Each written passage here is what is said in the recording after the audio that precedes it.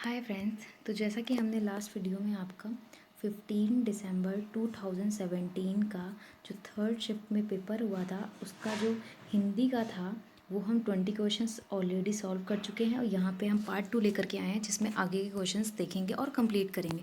चलिए स्टार्ट करते हैं। सबसे पहला क्वेश्चन है आपका, वर्तनी की दृष्टि से दिए गए विकल्पों में से अशुद्ध विकल्प छांटना है।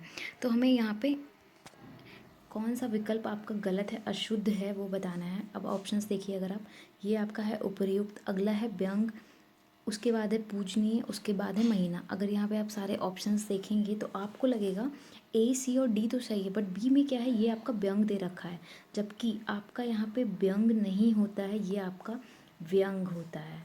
सो ऑप्शन बी यहाँ पे आपका करेक्ट हो जाएगा। नेक्स्ट है, दिए गए विकल्पों में से संधि शब्द का विलोम शब्द पहचानना है। तो जो संधि है उसका जो विलोम होता है वो होता विग्रह है। So option D is correct. Next है, जिस वाक्य समूह में एक वाक्य अगर ऑप्शन देखेंगे आप यहाँ पे, ए में प्रधान है, बी में भी प्रधान है, सी में मुख्य है और डी में आश्रित है। अगर आप यहाँ पे ऑप्शंस पुट करके देखेंगे तो जो आपका ऑप्शन सी और डी है ये डिस्कार्ड हो जाएगा और ए और बी में जाएंगे तो दोनों में प्रधान है तो फर्स्ट में तो प्रधान हो जाएगा, बट आगे जब आप इस सेंटेंस को पढ़ेंगे और अन्य वाक्य उसके, गोष्ठी तो हो नहीं सकता है, आश्रित होगा, तो यहाँ पे आपका ए भी डिस्कार्ड हो जाएगा। So option B is correct है। नेक्स्ट है, न्यूनतम विशेषण की कौन सी अवस्था है। तो जो न्यूनतम है वो विशेषण की उत्तम अवस्था है। So option D is correct. Next है, हिंदी के सफलतम उपन्यासों से गिना जाने वाला आपका बंटी की उपन्यासकार कौन है।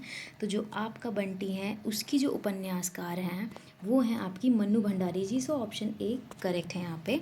नेक्स्ट, दिए गए विकल्पों में से सही विकल्पों का चयन करके वाक्य को पूरा करना है। जिसमें जिसमें मोक्ष, पहला ऑप्शन अगर आप यहाँ पुट करेंगे, जिसमें मोक्ष प्राप्त करने की इच्छा हो वो मुमुक्ष कहलाता है। तो आपका ऑप्शन ए ही करेक्ट बैठ रहा है। सो यहाँ पे आपका यही सही आंसर है। अगला है, भ्रांतिमान अलंकार का उदाहरण निम्न में से कौन सा है। तो सबसे पहले मैं आपको ये बता दूँ, आपका भ्रांतिमान अलंकार होता क्या है, जहाँ सादृश्य के आधार पे, किसके आधार पे, ये है आपका सादृश्य के आधार पर, इसके आधार पर किसी वस्तु को कुछ और ही समझकर उसका चमत्कार पूर्ण, क्या करना, चमत्कार पूर्ण उसका वर्णन कर दिया जाए तो वो आपका भ्रांतिमान अलंकार होता है। अब यहाँ पे अगर आप ऑप्शंस देखेंगे तो जो आपका करेक्ट ऑप्शन है वो है आपका, नाक का मोती अधर की कांति से, बीज दाडिम का समझकर भ्रांति से। तो ऑप्शन सी करेक्ट हो जाएगा। नेक्स्ट, दिए गए विकल्पों में से उदय का विलोम शब्द कौन सा है। तो उदय का आपका मतलब होता है राइज, ऊंचाई। तो अगर आप इसका विलोम देखेंगे तो जो इसका विलोम है वो आपका अस्त हो जाएगा। So option A is correct. Next है, विग्रह की दृष्टि से दिए गए विकल्पों में से कौन सा विकल्प अनुचित है। विग्रह की दृष्टि से हमें बताना है। तो अगर आप विग्रह की दृष्टि से इसमें देखेंगे तो ये आपका हो जाएगा देश पर निकाला, ये आपका गलत हो जाएगा। तो ये आपका अनुचित है।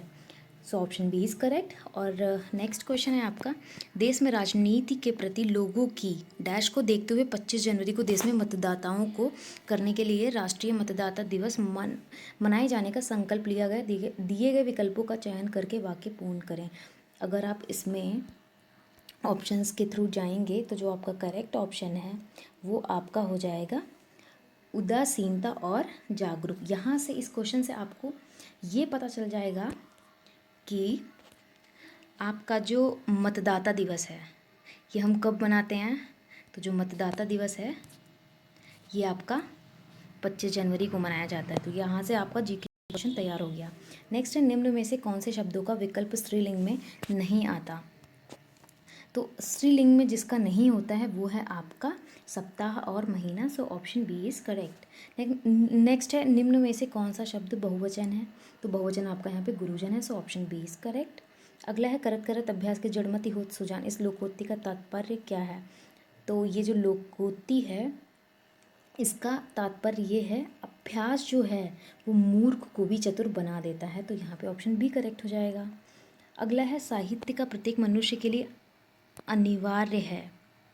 दिए गए विकल्पों में से सही का चयन करके वाक्य पूर्ण करें।